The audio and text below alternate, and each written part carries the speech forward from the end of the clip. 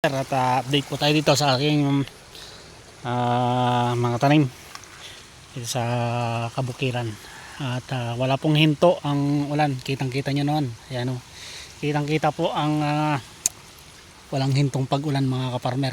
Ayan, napakadilim, napakakapal ng ulap. Ito nga pala yung aking mga tanim na sili na hindi ko na nakasikaso. Ayan, maganda pa naman sana sila, kaso nga lang ito dire-diretso ang ulan, kaya sobrang hirap dahil malulusaw na to. Anong pag-asa, kaya siguro tatariman na lang ulit ito sa susunod pagka gumanda na ang panahon. Yan yung mga sitaw, oh.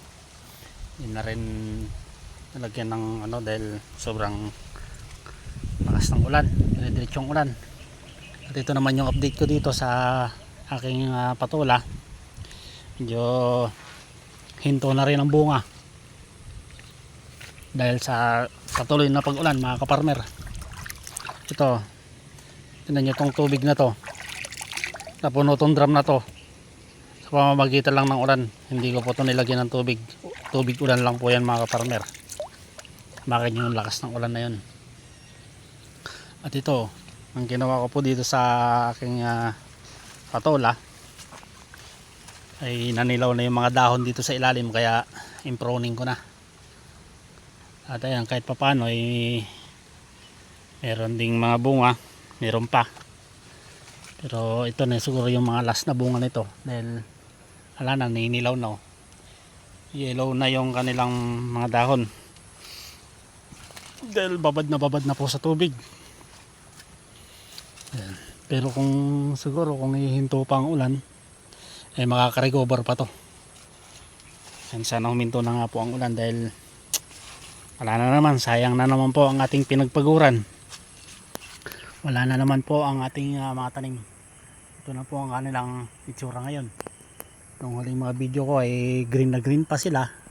Ngayon dahil po sa patuloy na pag-ulan, ito na ang itsura nila. Ito yung bunga, oh. Yan, nagkakaganyan na po yung bunga dahil gawa nitong patuloy at tuloy-tuloy na pag-ulan. Lahat po ng nagkikimbunga nila ay ganito na. Yan. Wala na. Lahat po yan, oh. Ayan. Napakarami pa naman po sanang bunga nito.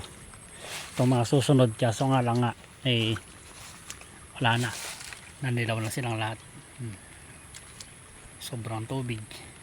Pati yung dahon dumidilaw na rin. Kaya iyak tawa na naman tayo nito, mga kaparmer. Wala na naman tayong pipitasin, wala na naman tayong kita.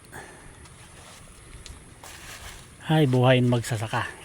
Kaya, pero laban lang, kayang kaya natin yan hanggat may tataniman, hanggat tayo ay makapagtanim. Tanim lang ng tanim. Ayan, oh, kitang kita, oh. Oh, ito wala na to, dilaw na.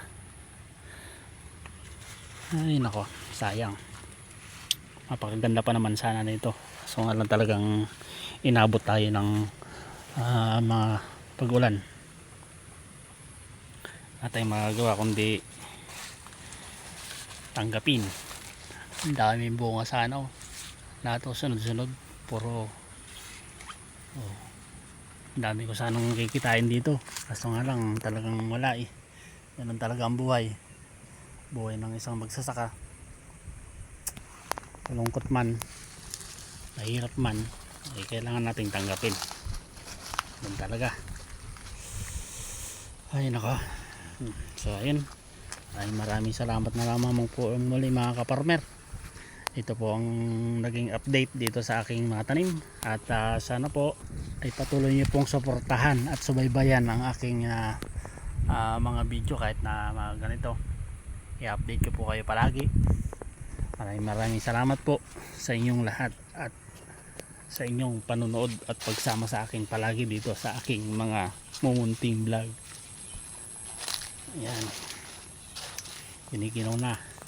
Giniginaw na ang inyong kaimas dahil kanina pa ako basa, kaninang umaga pa.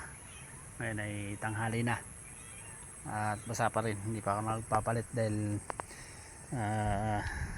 naasikaso yung mga eggplant doon sa baba.